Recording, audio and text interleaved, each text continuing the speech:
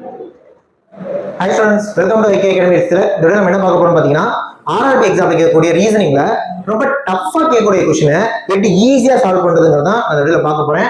கொண்டு வந்த topic blood relation. ஓகேவா? அந்த பிளட் ரிலேஷன்ங்கற டாபிக்க பார்த்தாலே எல்லாருமே ஃபீல் பண்றது ரொம்ப கஷ்டமான டாபிக் அப்படினு உண்மைதான், கஷ்டம் தான். ஆனா என்ன பண்றது, டாபிக்கோட முக்கியத்துவம் ரொம்ப அதிகமா இருக்கு. எந்த எக்ஸாம் போனாலும் இந்த டாபிக் கேக்குறாங்க. ஈவன் RRBல ரீசனிங்ல பிளட் ரிலேஷன் வந்து கண்டிப்பா क्वेश्चंस இருக்கும். ஓகே, நான் இந்த டாபிக்ல இருந்து ஒரு சில क्वेश्चंस கொண்டு வந்திருக்கேன், டிஸ்கஸ் பண்ண போறோம். ஈஸியா உங்களுக்கு சொல்லி தரேன். இந்த வீடியோ பார்த்து முடிச்ச பிறகு இந்த டாக்டர்ல இருந்து கேட்கக்கூடிய क्वेश्चन ஒரு நிமிஷம் இல்ல 30 செகண்ட்ல நீங்க சால்வ் பண்ணிடலாம். ஓகே, நான் அந்த அளவுக்கு சொல்லி கொடுத்துறேன். இதே மாதிரி RRBக்கு யூஸ்ஃபுல்லா இருக்க மாதிரி மேத்ஸ் ரீசனிங் வீடியோஸ் உங்களுக்கு ரெகுலரா வேணும் அப்படின்னா சேனல் சப்ஸ்கிரைப் பண்ணி ஃபாலோ பண்ணுங்க. வீடியோ லைக் பண்ணுங்க, கமெண்ட் பண்ணுங்க, ஷேர் பண்ணுங்க. வீடியோ மட்டும் ஃபுல்லா பாருங்க, கடைசியா ஸ்கிப் பண்ணாம. ஓகே, ஒவ்வொரு क्वेश्चन ஒவ்வொரு மாடல்ல இருக்கும், எல்லாத்தையும் சொல்லி கொடுத்துறேன், கரெக்டா கவனிங்க. ஃபர்ஸ்ட் क्वेश्चन பாருங்க. அடுத்து என்ன சார் क्वेश्चन வந்து இங்கிலீஷ்ல மட்டும் வச்சிருக்கீங்க அப்படின்னு யோசிப்பீங்க. இங்கிலீஷ்லயும் சொல்றேன், தமிழ்லயும் சொல்றேன், ஒன்றும் பிரச்சனை இல்லை. ஆனா இந்த பர்டிகுலர் டாபிக் மட்டும் கொஞ்சம் இங்கிலீஷ்ல அப்ரோச் பண்றது ஈஸி. ஏன்னா ஒரு சில ரிலேஷனுக்கு தமிழ்ல பேரே கிடையாது, பட் இங்கிலீஷ்ல எல்லா ரிலேஷனுக்கும் பேர் வச்சிருக்காங்க. சரிங்களா? ஒவ்வொருத்துக்கும் ஒவ்வொரு மாதிரி பேர் இருக்கும். அதனால இங்கிலீஷ்ல கவனிச்சோம்னா தமிழ்ல நான் சொல்றேன். ஓகேவா? ஃபர்ஸ்ட் क्वेश्चन பாருங்க.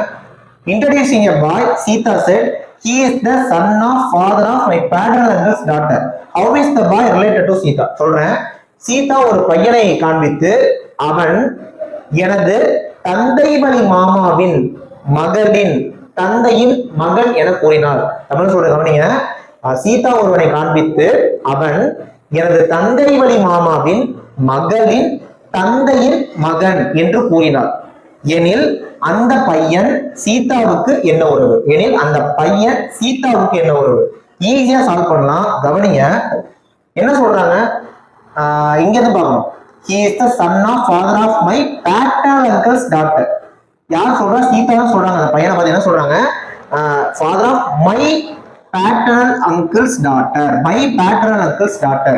My paternal uncle daughter இருக்காங்கல்ல, அவங்களோட தந்தையோட மகன் தான் சுரேஷ்னு சொல்றாங்க.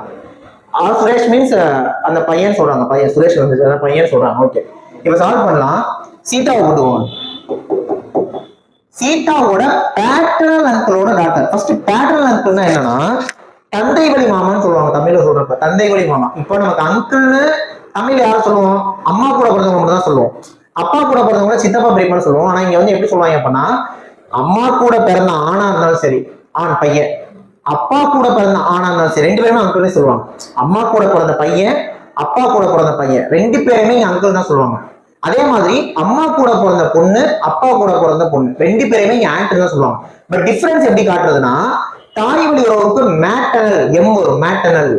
தந்தை வழி உறவுக்கு பேட்டர்னல் பி வரும். அப்ப பேட்டர்னல் அங்கிள்னா பெரியப்பா சித்தப்பா, அந்த லாஜிக். அப்ப சீதாவுக்கு அப்பா அம்மா இருக்காங்க.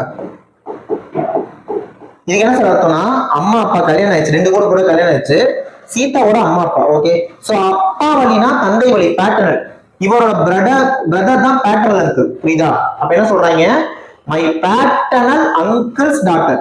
பேட்டர்னல் அங்கிள் இருக்கார்ல, இவரோட பொண்ணு இருக்குல்ல, அதான் சொல்றாங்க. கவனிங்க. Introducing by Sita said, he is the son of father of my paternal uncle's daughter.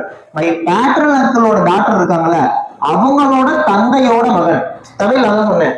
எனது தந்தை வழி மாமாவின் மகளின் தந்தையின் மகன். இப்ப ஃபாதர் ஆஃப் பேட்டர்னல் அங்கிள்ஸ் டாட்டர்னா பேட்டர்னல் அங்கிளோட டாட்டரோட ஃபாதர்னா அவர் தானே. அது இந்த பொண்ணு இருக்குல்ல, இதோட அப்பாவோட பையனா, இதோட அப்பாவோட பையனா இவருக்கு இன்னொரு பையன் இருக்காருன்னு அர்த்தம்.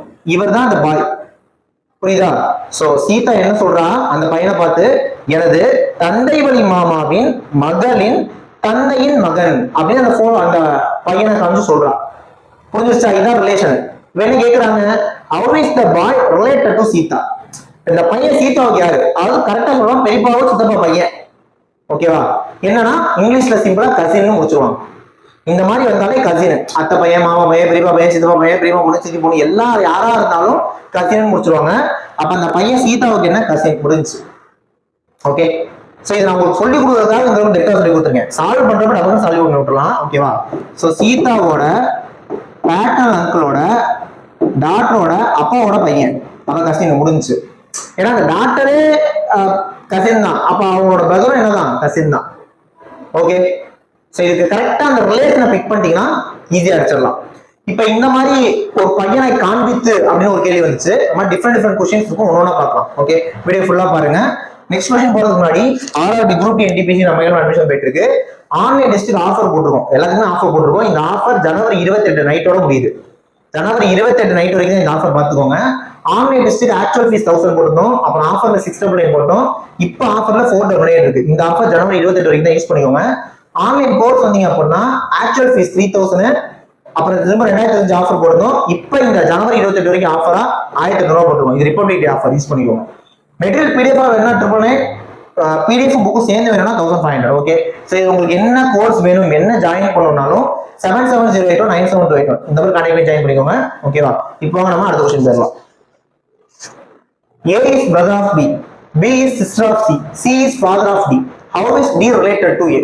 இவங்க போன கொஸ்டின் ஒரு பையனை காண்பித்துன்ற மாதிரி சொன்னாங்க. இது இப்படி ஸ்டேட்மெண்ட் வைஸ் கொடுத்துருவாங்க.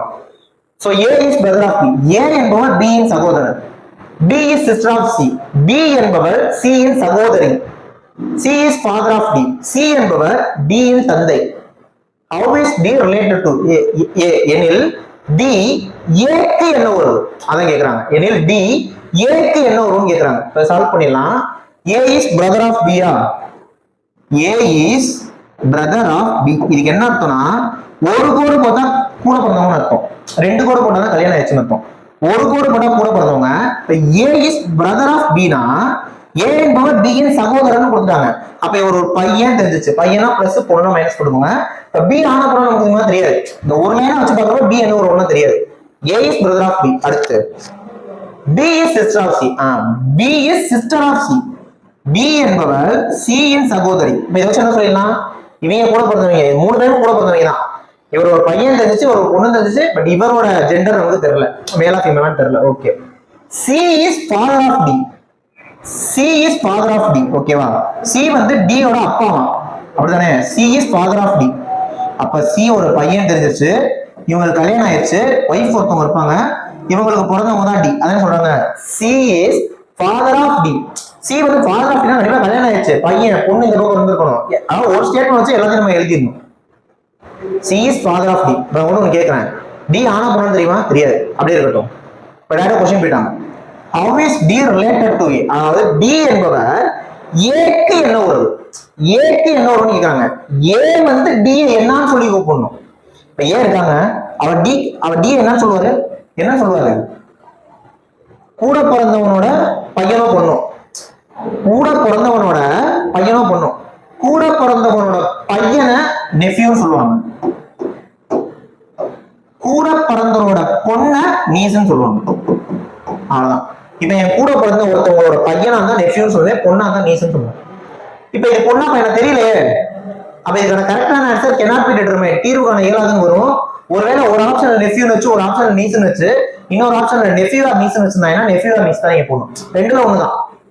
இவங்களோட ஜெண்டர் தெரிஞ்சா பையனா தான் நெஃப்யூ, பொண்ணா இருந்தா நீஸ். ஓகே, அப்ப இன்ட்ரோடியூசிங் அப்படின்னு ஒரு கேள்வி பையன், அதை எப்படின்னு பார்த்துட்டோம். இந்த மாதிரி ஸ்டேட்மெண்ட் கொடுப்பாங்க, அதையும் பார்த்துட்டோம். நெக்ஸ்ட் கொஸ்டின் பாருங்க. போட்டோகிராஃபை பார்த்து ஒரு கேள்வி வரும். ஓகேவா? போட்டோகிராஃபை பார்த்து கேட்குற மாதிரி கேட்பாங்க. இதையும் கவனிங்க. Pointing to a photograph, Suresh said, "He is the only son of father of my wife. How is the man in photograph related to Suresh?" தமிழ்ல சொல்றேன்.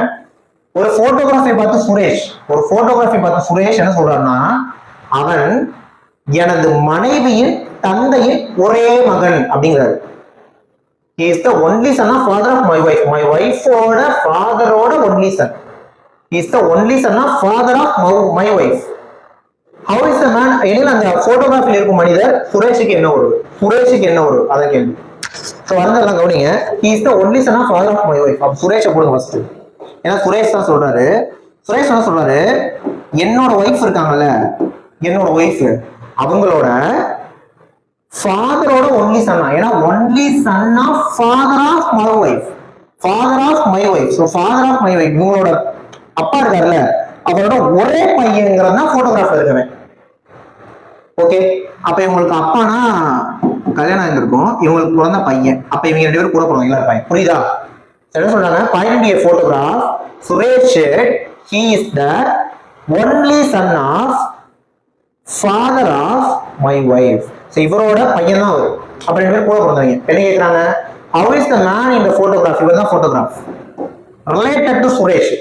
அதாவது ஒய்ஃப், அதாவது பேர் நம்மளோட பேர் கூட பிறந்த பையனா இருந்தா பிரதர் இன் லா, பேர் கூட பிறந்தது பொண்ணா இருந்தா சிஸ்டர் இன் லா. இப்ப என் கூட பிறந்த ஒருத்தர் ஆனா இருந்தா பிரதர்னு சொல்லுவேன், என் கூட பிறந்த ஒரு பொண்ணா இருந்தா சிஸ்டர்னு சொல்லுவேன். ஆனா என் லைஃப் பார்ட்னரோட கூட பிறந்த பையனா பிரதர் இன்லான்னு சொல்ல போறோம், என் லைஃப் பார்ட்னரோட கூட பிறந்தது பொண்ணா இருந்தா சிஸ்டர் இன்லான்னு சொல்ல போறோம்.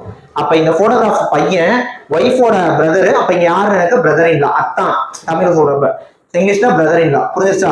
பிரதர் இன்லா தான் ஆன்சர். ஓகே, இந்த மாதிரி போட்டோகிராஃப் பார்த்து கேட்பாங்க. இது வரைக்கும் என்ன பார்த்துருக்கோம், இன்ட்ரோடியூசிங் பாய் பார்த்துட்டோம், அந்த ஏபி ஸ்டேட்மெண்ட் பார்த்துட்டோம், இப்படி போட்டோகிராஃப் பார்த்து சொல்லிட்டோம். இப்போ கடைசியா ஒரு டைப் இருக்குதுல பேராகிராஃப் கொடுத்து கேட்பாங்க. இப்படி ஒரு பேராகிராஃப் கொடுத்துட்டு இதுக்குள்ள 2 கேள்வி இருக்கும். ஓகேவா, பாருங்க, இதுக்குள்ள இன்னொரு 2 கேள்வி கொடுத்துருவாங்க. சோ இதை எப்படி சால்வ் பண்ணுறது அப்படிங்கிறத பார்த்தலாம். கவனிங்க.